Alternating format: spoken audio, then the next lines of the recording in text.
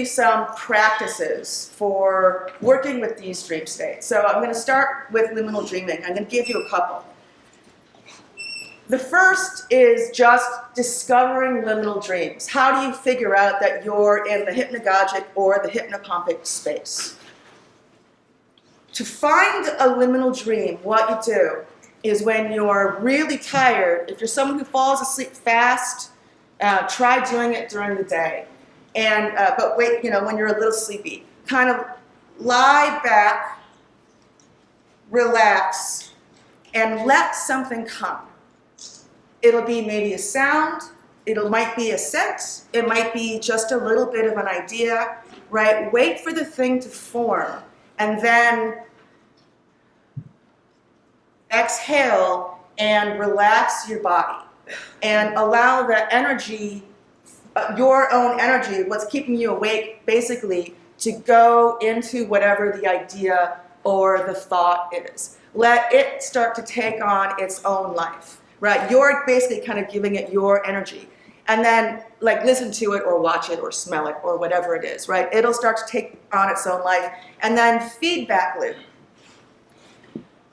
That way you will find the hypnagogia, which is something, by the way, everyone has done. Everybody knows liminal dreaming. You've been in the movie that you're trying to stay awake and you start to drift off, or you've been going to sleep and you tune into the alien radio station. I hear crowds running by my window often, right? So it's very, very, very easy to learn liminal dreaming. So try that basic practice. If there's any yoga practitioners in the audience, there's a yoga practice called Yoga Nidra. And Yoga Nidra is basically a practice about getting into a liminal dream state. And it's a very similar practice to what I just talked about, but you're relaxing every limb bit by bit. So first the hand, and then the arm, and then the hand. And so do it that way if you're having a hard time getting into it. But keep your consciousness aware enough. Liminal dreaming has a very different quality than lucid dreaming, as I say, because your mind is still there. I mean, you can be 40% dreaming, you can be 60% dreaming. I sleep sometimes with a voice-activated recorder. And at this point, it's taken a while to learn it. As long as I'm 50% dreaming or less, I can actually talk through it and narrate it. And it's what you're getting in liminal dreams is you're getting a kind of a kaleidoscopic view of your own memory and imagination and intellect. So whatever it is you spend your time thinking about, imagining, what have you, is what will swirl through your hypnagogic dream. There's a whole series of hypnagogia. I'm not going to go into it. Josie referred to it. That sort of starts often with just shapes, geometric shapes, and then flashes of light, and then faces. If you've had that experience of faces sort of turning to look at you as you're drifting off, right? That's how you know that you're in liminal dream state. So liminal dream state is amazing just in of itself. The title of my talk is Dream Tripping, and if you're really interested in playing with mind, hypnagogia is great. Hypnopomia also, I'm going to talk about it a little less, but during questions you can ask. I'm going to give you one more liminal dream exercise. And this one was both Dali and Edison, independently of each other, came up with the same practice for harnessing liminal dream states for creativity. And what they would do is they would hold, Dali held a key, and Edison held two balls. And Edison invented everything, right? And they would, they would go into a hypnagogic state, right? Naturally, hypnagogia only lasts a few minutes. With some practice, you can open it up. I can spend, at this point, about 40 minutes in there.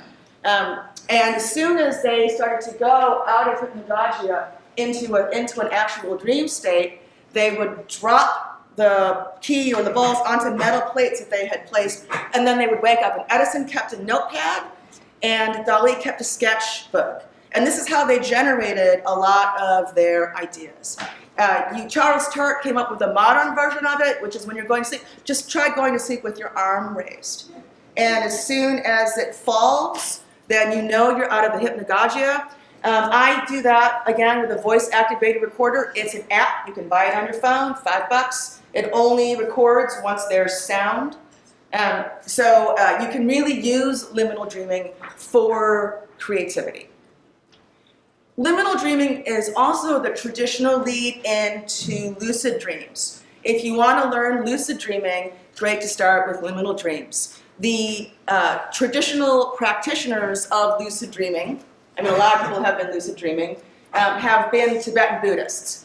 And that is for the bardo, right? To keep your act together between life and death, right? So the liminal dream is kind of between life and death. But that's how you lead into the lucid dream. You learn liminal dreaming. Another lucid dreaming practice, and again, Josie talked about it a little bit, and in the lucid dream is when you wake up in the dream. Your waking consciousness comes to in the dream state.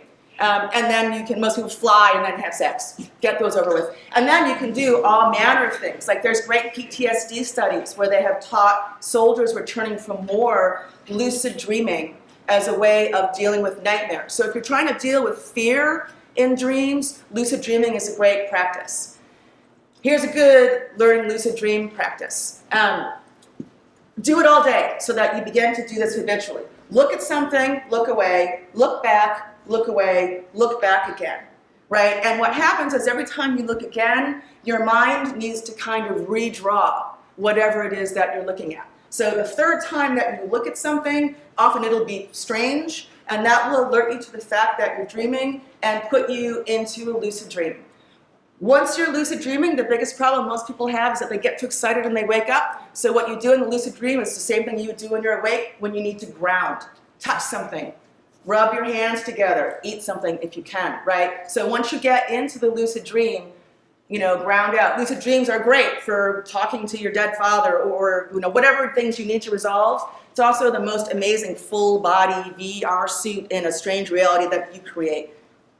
I once passed through a pane of glass in a lucid dream and felt the squeak of it in my body as I went through. The last thing I'm going to talk about is onarogens. And an onarogen, as I said, anything that promotes vivid dreaming. There are a lot of, traditional cultures have, of course, been working with dreams as long as we know what traditional cultures have been doing. There's a lot of very easily available onarogens that you can obtain. I'm just going to talk about a couple of them. There's one called Kalia Zakatachichi.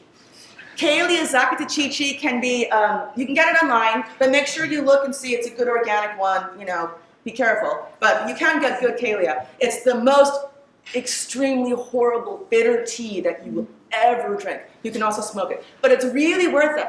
It's used for the purposes of onaromancy, right? So it's used by the Chantal people of northern Mexico and southern Guatemala. The idea is that you go to the realms of the gods in your dreams, and they give you wisdom. But dreams are so hard to remember that you forget what they've told you.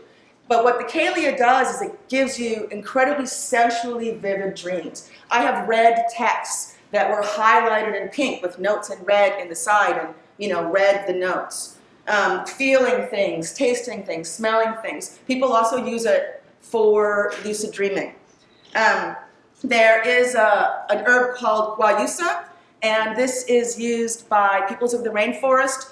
Tend to be the same people who work with ayahuasca. And guayusa is a very strong tea. You drink it in the morning. Traditionally, the people would get together at sunrise, and everyone in the community would share dreams and drink the guayusa.